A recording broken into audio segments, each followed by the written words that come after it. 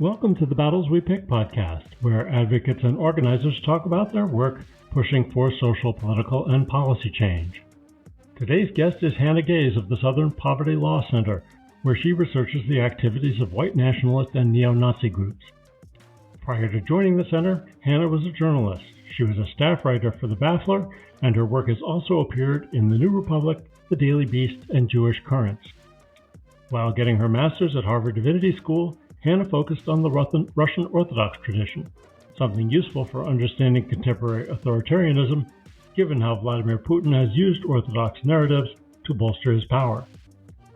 Researchers at the Southern Poverty Law Center shine a bright light on white nationalism, including some of the dark corners of the internet where they gather. Hannah and I talked about both the virtual and in real life, or IRL. This conversation was actually Hannah and my first IRL meeting, or having known each other for many years via Twitter. But one of Hannah's main points was about all the out-in-the-open connections between the extremists and the MAGA Republican world. And it was interesting to hear Hannah describe a strategy of authoritarianism called entryism, focused on capturing institutions and twisting them towards authoritarian ends.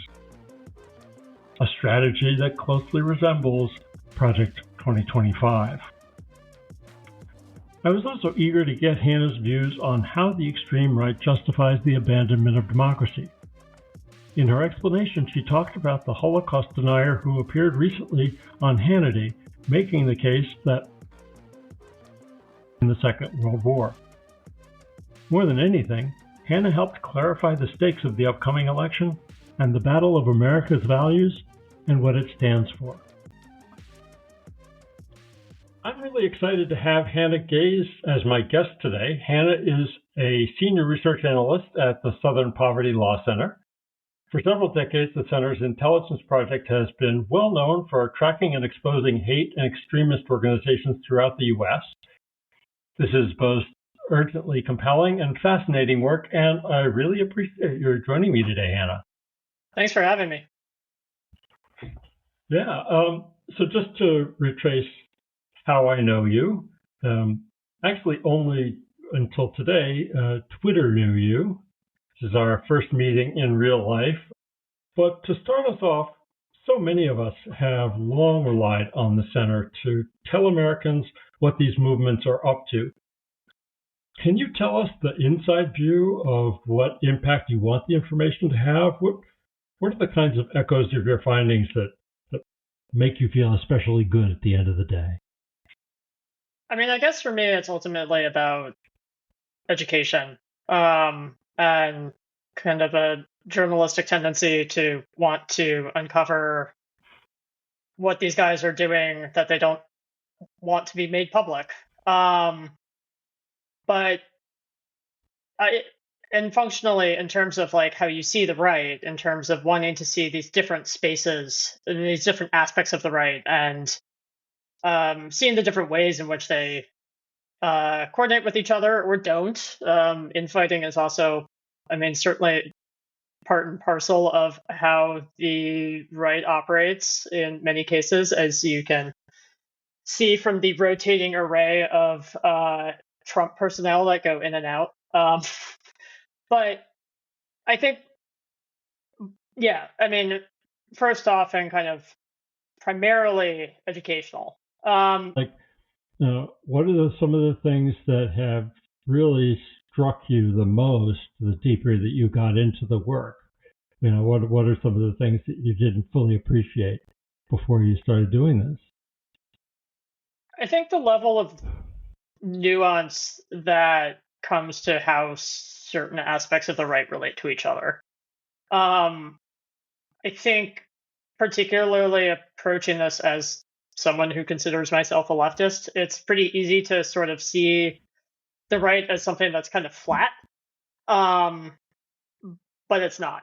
And I think ultimately kind of understanding the different ways in which, say, movements might seem like they're infighting, or movements might seem like they disagree with each other, but then actually working like maybe certain aspects of that movement working with other aspects of the right behind closed doors. I'm thinking particularly about white nationalists. I think there's a tendency to sort of see, especially in the 2016 era, of kind of seeing like there was the alt-right, and then there were Republicans, but at the end of the day, it's all the same movement. It's just on the spectrum.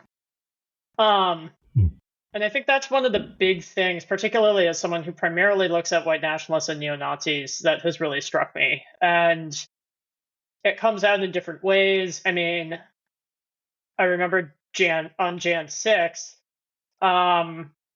seeing all these different trends and kind of like aspects of the movements that I've been looking at for years sort of spilling out into what was essentially a Trump rally gone completely haywire. The thing that has truly struck me and continues to strike me, and I hope never actually stops striking me, because I think at that point then you're just intellectually incurious, is sort of like how these dynamics have continued to play out.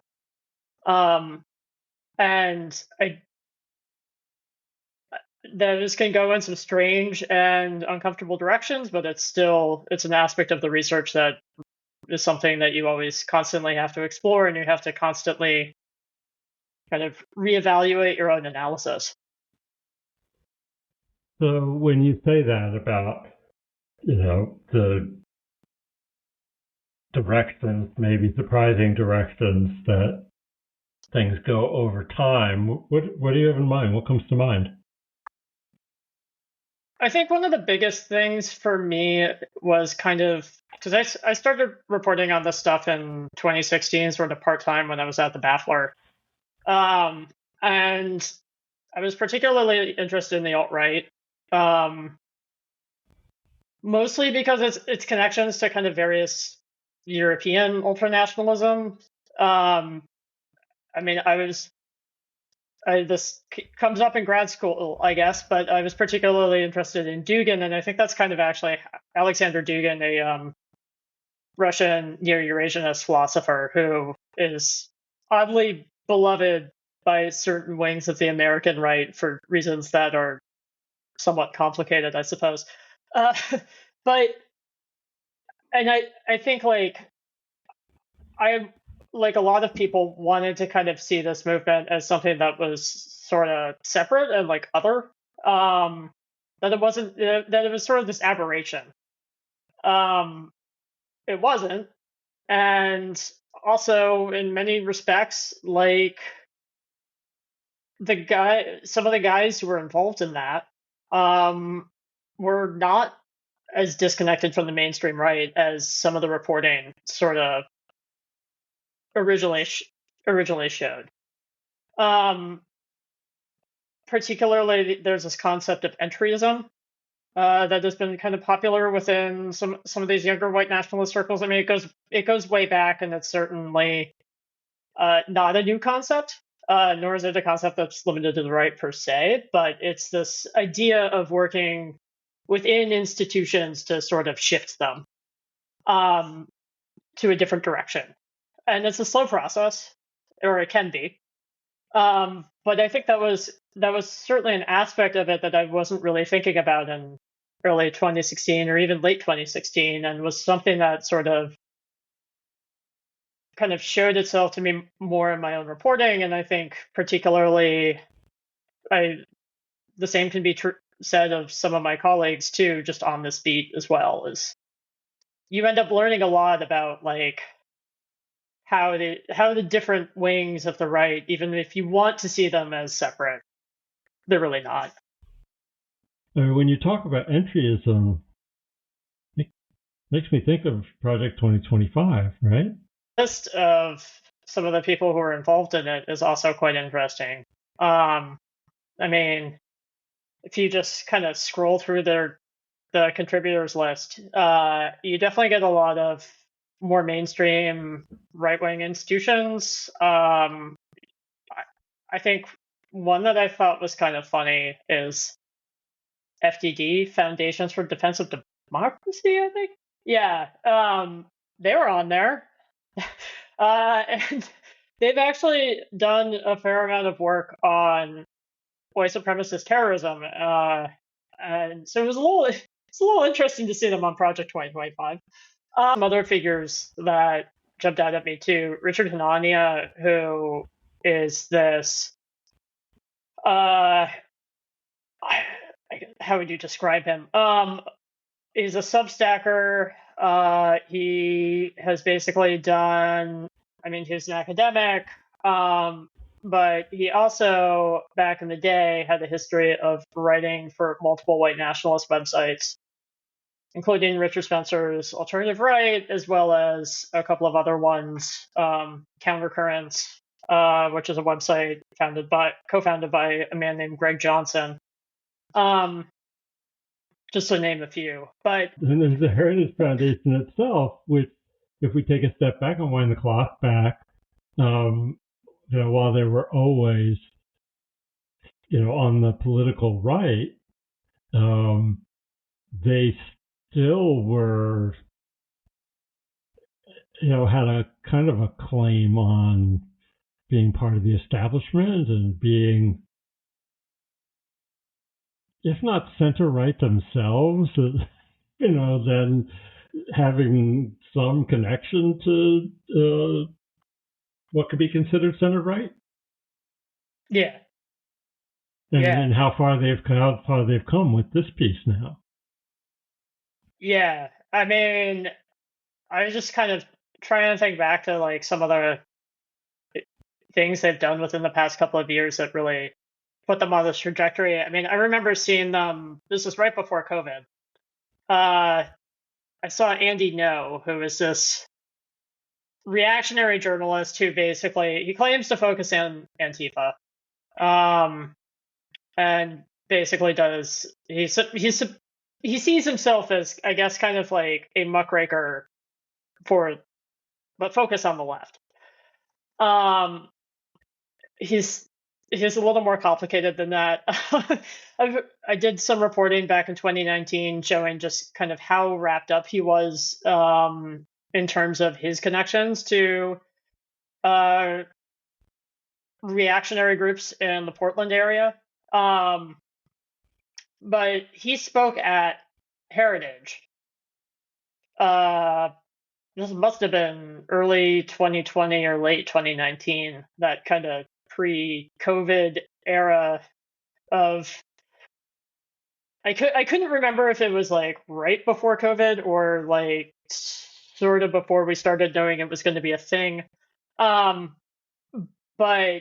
regardless, he spoke there.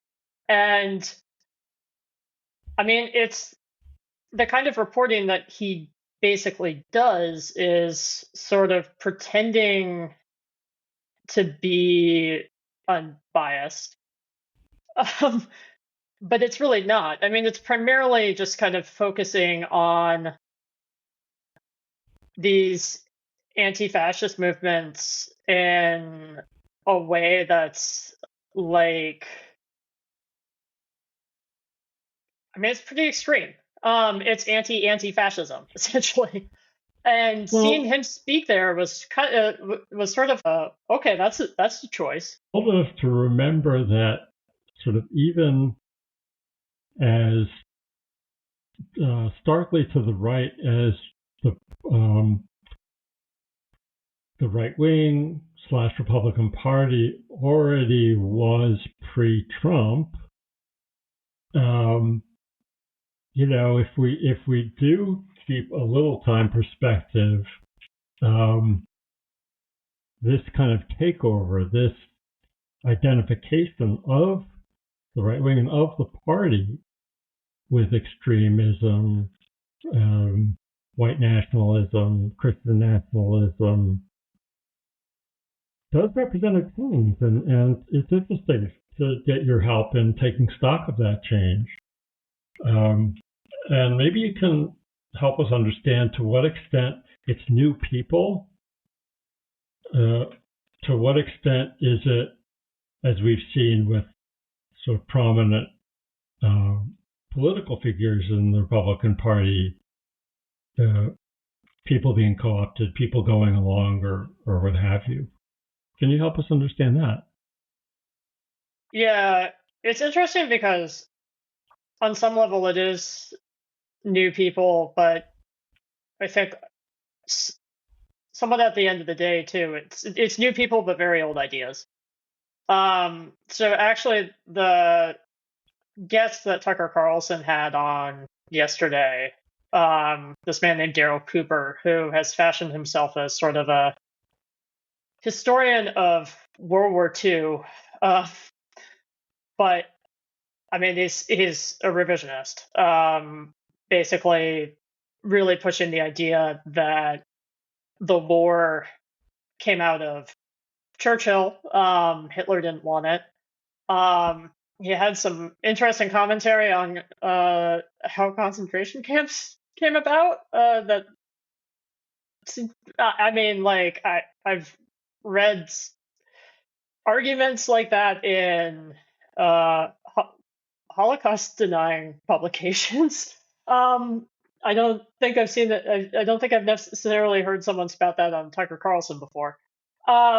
But he's an interesting example because like he's passing off, and he did this long Twitter thread where he laid out his argument against Churchill.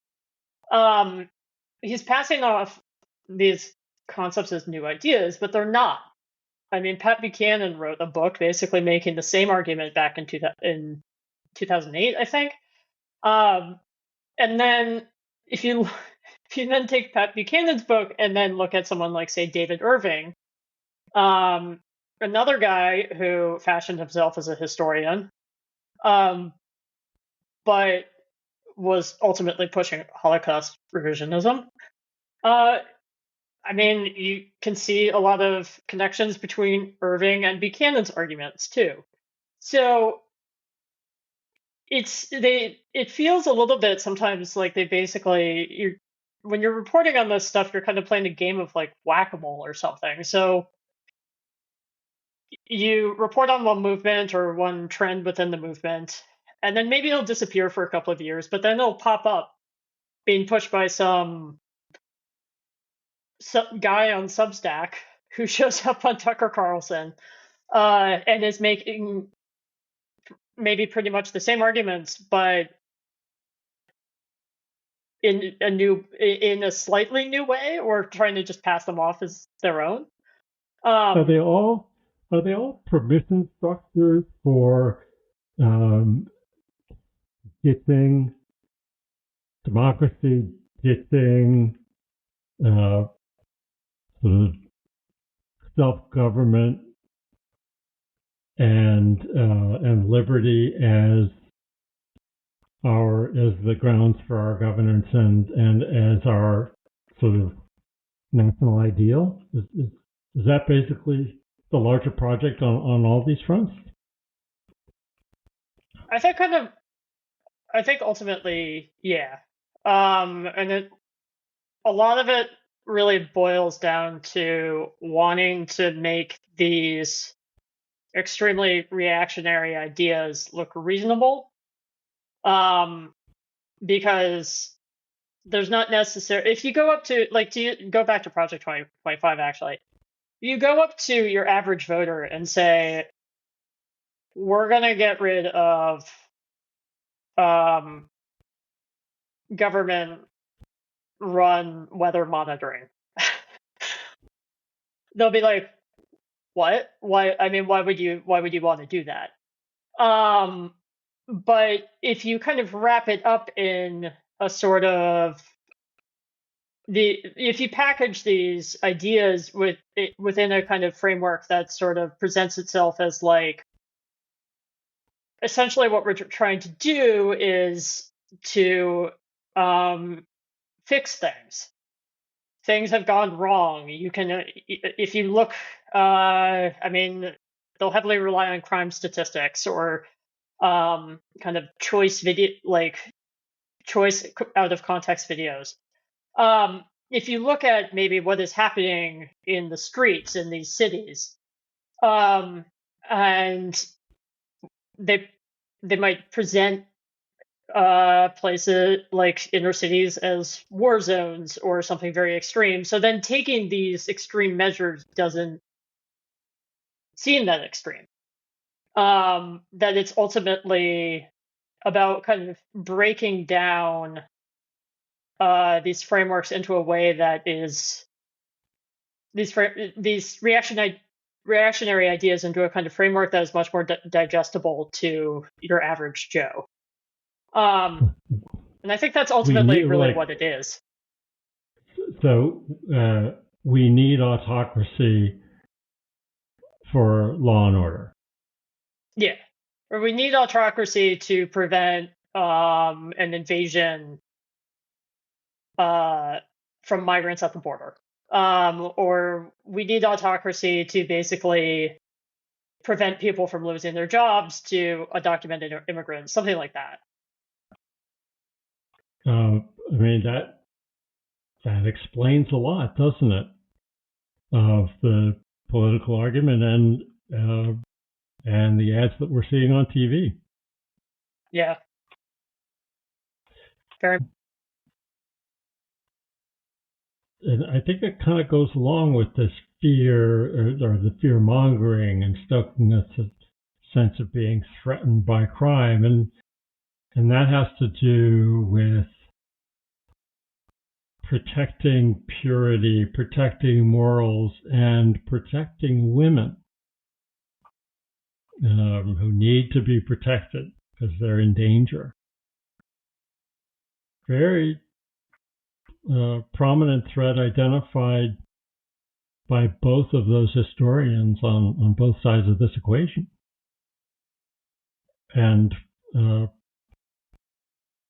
exactly the kind of thing that maybe is being stoked, or the button being pressed by this kind of politics. Yeah. Yeah. I mean, if you look at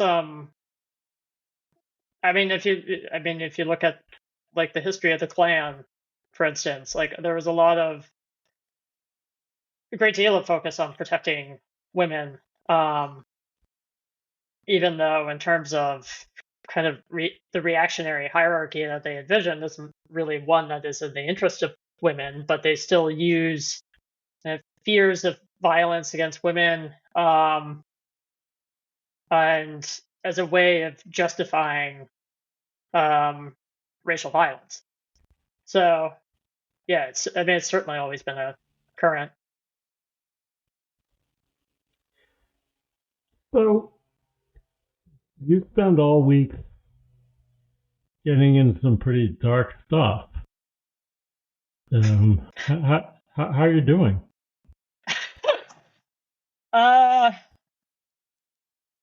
Depends. I think it's. I don't want to say like I've always been. I don't know. I don't want to say it's necessarily always been easy to look at some of this stuff, but you somewhat, if you kind of, you can sometimes figure out like ways to keep certain amounts of distance. But there's definitely times when it does impact you, and sometimes on a pretty deep level, and sometimes you don't necessarily see that coming. I mean, I spend a fair amount of time in, or rather, I used to spend a significant amount of time in very hardcore neo-Nazi spaces on Telegram. Telegram has since made a pretty big effort to push a lot of those out. So some of the channels that I was looking at back in like 2019, 2020, where it would just be copies of the terroristic book Siege, that maybe someone dropping like a copy of Mein Kampf, or then maybe there would be a little bit of information about bomb making materials, that kind of level of neo-Nazism. But I when I started here, I was spending a lot of time in that, and now that there's fear of it, spending less time. But it's still, I think it can still be rough looking at that. Partly because also if it, you do kind of sometimes sit there asking yourself, like, if I'm able to kind of go through this in a sort of emotionless manner, I, on some level, what is it actually saying about me? Um, but I think it's just you. I mean, you just kind of do what you have to do, I guess. Um, and But I mean, your job to do, and you're doing something constructive with it, yeah, right? And so yeah, I mean, this is a podcast that's about craft, and um, maybe it's that constructive contribution that maybe, I don't know, kicks in and puts it into a different bucket or something. yeah, yeah. I mean, I think it's also sometimes, particularly when you're dealing with online monitoring, you're getting a giant spigot of information thrown at your face. And it's often, I mean, I personally find it significantly easier to just kind of work in, rather than dealing with that and kind of sussing out analysis um, based on that. It's often kind of easier to say, like, I am just going to look at the specific group or the specific wing of the movement for X amount of time for X reason.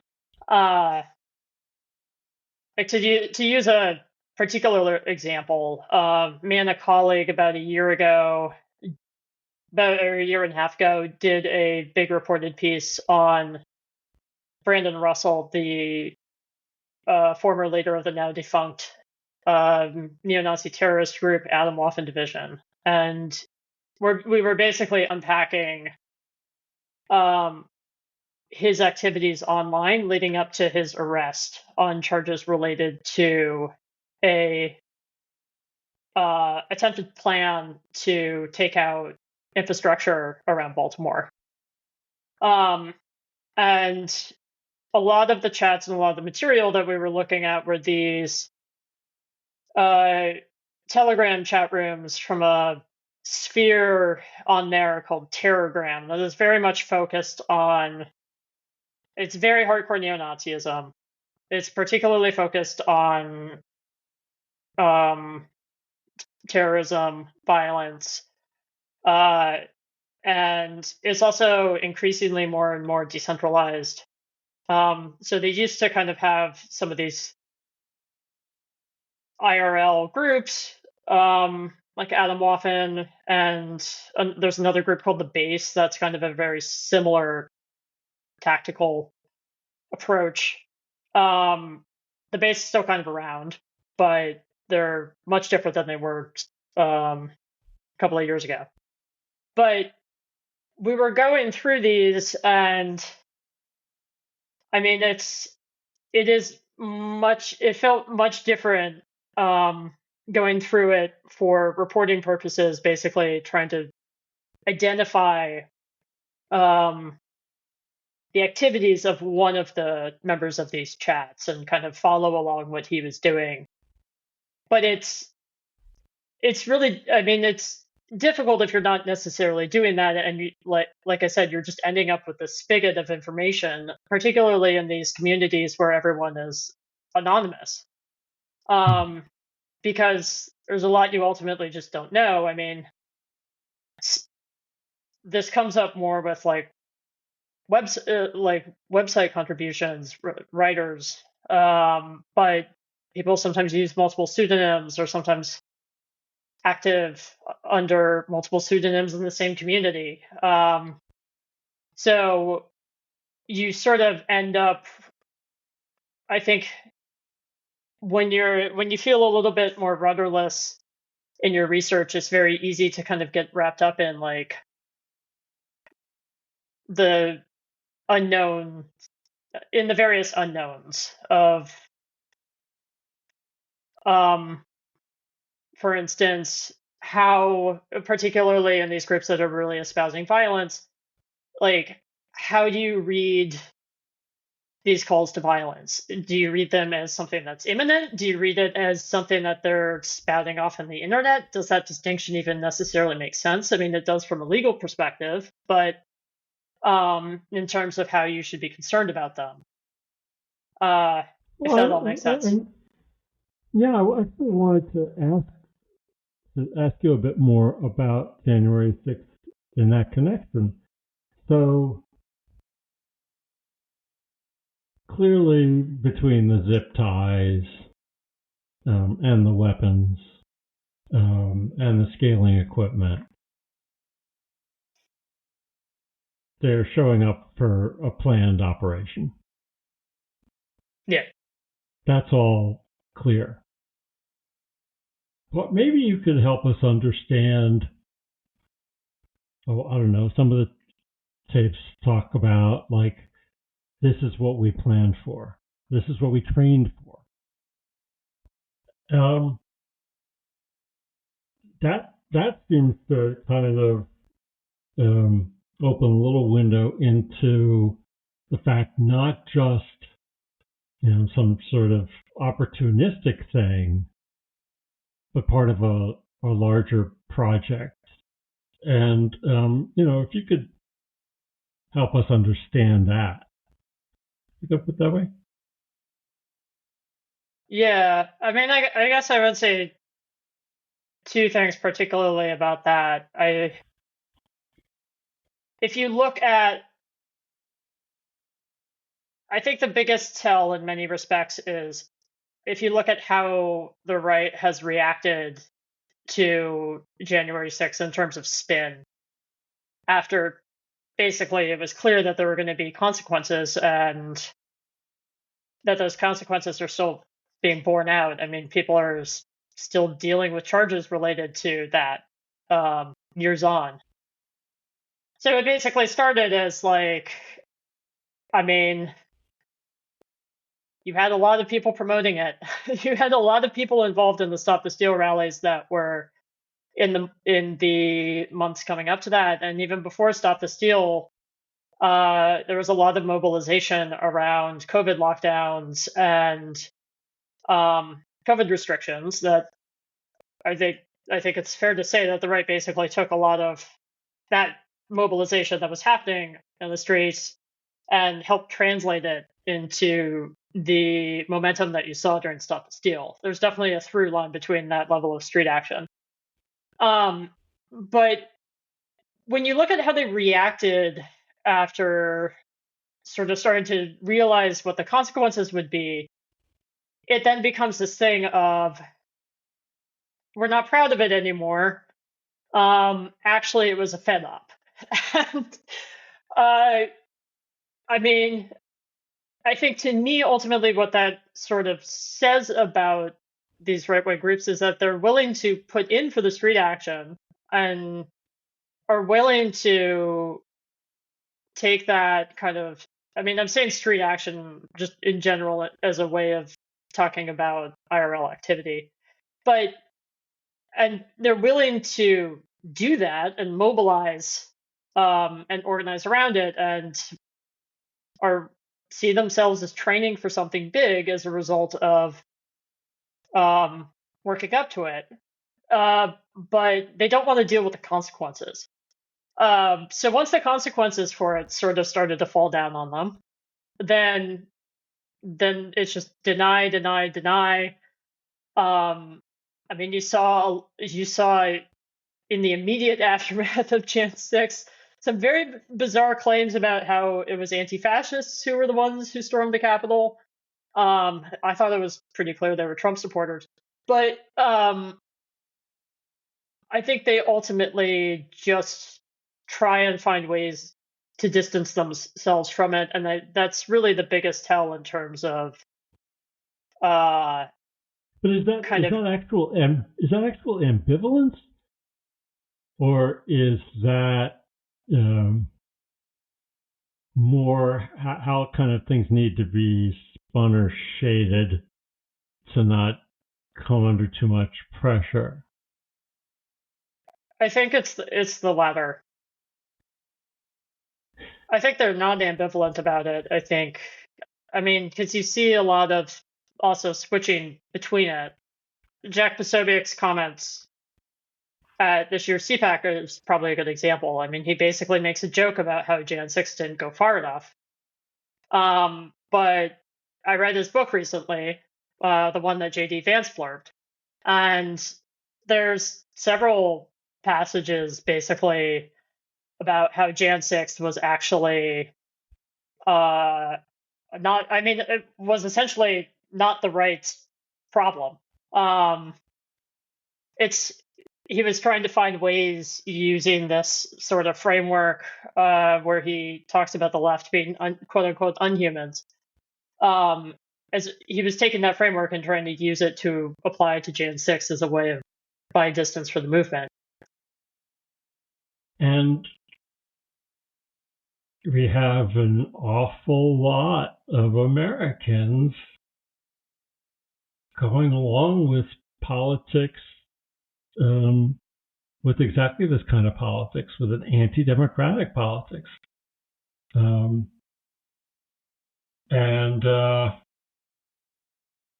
What about that?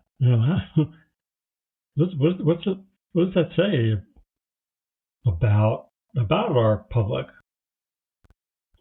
Yeah. I don't know. I mean, it's difficult because I think, nonprofits often want to see measurable change as a result of the work they do. But in many respects, it feels a little bit like American society has been going backwards in many respects, and that's not really something that you can personally control. But I mean, it's difficult, and I mean, I know this was I was one of those people who didn't think that Trump would win in 2016, and I think was very much caught off guard when he did. And I think there's a certain level of optimism that I have, and I know I'm not alone in this, about thinking that, like, oh, maybe people will go for that. People will go for the fact that he's talking about deporting 20 million people. But then watching voters still go for it. And I think it's just a hard thing to deal with in general, but it's also hard when you're reporting on this and researching this stuff, because sometimes it can often feel like you're just having no impact at all, or that or you're having an impact and somehow everything is just going the opposite direction. And I don't know. I don't really have an easy answer on like how to deal with that, except, I mean, in terms of the direction that Trumpism is going, it doesn't seem like it's quite as animated as it was 8 years ago. It doesn't really seem like it's drawing maybe the same amount of attention. He's sitting up there on stage. I mean, he's going on these odd tangents, which he's always done, but it feels like he's going on more. So I think it's ultimately just kind of maybe at the end of the day, having some hope that maybe people won't embrace these ideas, or go this much more radical direction. Well, maybe it does relate to what you were saying before about, at some level, awareness, even on their part, that it can look pretty ugly, and they sort of have to blur things, or obfuscate. There was a propaganda film by the U.S. government about fascism. A little film called "Don't Be a Sucker." Do you know what I'm talking about? Yep. Where they're listening to a sort of a nativist fascist speaker. I happen to have that as a clip. If it'd be worth our taking a moment to listen and Sure. see if it gives any inspiration. Hang on. And I tell you, friends, we'll never be able to call this country our own until it's a country without. Without what? Yeah, without what? Without Negroes.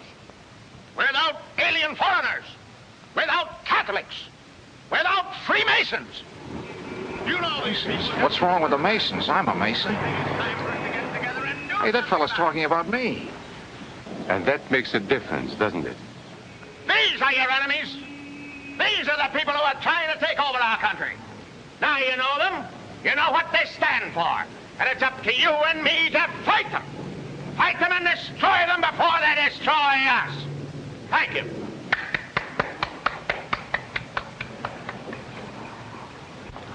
Before he said Masons, you were ready to agree with him. Well, yes, but he was talking about... What about those other people? But in this country, we have no other people. Seems pertinent to what we've been talking about. Yeah. I think that actually does a really good job of just showing how much of this is really driven by grievance. And I mean, it's these different levels of grievance too. So it's basically, I mean, there's the nativist current, but then they build up to new enemies, new internal enemies, and have continued to do that. I mean, Jack Posobiec's book, actually, just to go back to that, I think is a really good example of this. And he is a figure who was both connected to the alt-right, but also has emerged as one of these Trump proxies. It's been to Mar-a-Lago on multiple occasions, but focusing on this enemy of the left, or, I mean, it's just an ever-expanding circle of grievance, but there isn't, in terms of kind of like an actual coherent policy plans or an ideology that focuses on making people's lives better, that just isn't there. So it's just a play to baser instincts. I mean, I don't know, maybe there's even a theological understanding of this, right? Yeah.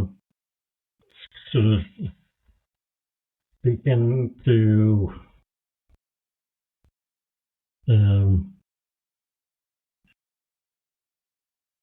the fallen race, human beings, and darker impulses that are there, and this is sort of the struggle. I don't know. Does that help make sense of any of it? I think it does. I mean, I think also too, kind of the very human impulse for when something is go wrong, blame someone else, not yourself. The in-group and out-group. I mean, that's what othering is all about, right? Exactly. Well, if that all isn't exactly an optimistic take, maybe it'll do until firmer basis for optimism shows up. But I really appreciated the chance to the work that you're doing is important. As we discussed, I'm sure at moments it's very difficult, but it's also it's vital and unusual. And I was really glad to have this chance to help people learn more about it. So thank you so much. Yeah, thank you for having me on. It's always fun to talk about this stuff, even if it comes off as somewhat bleak.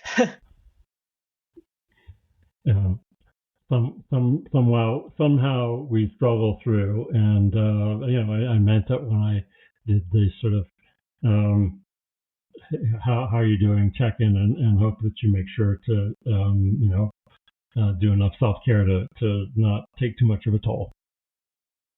I try. All right. Best of luck. Thank you.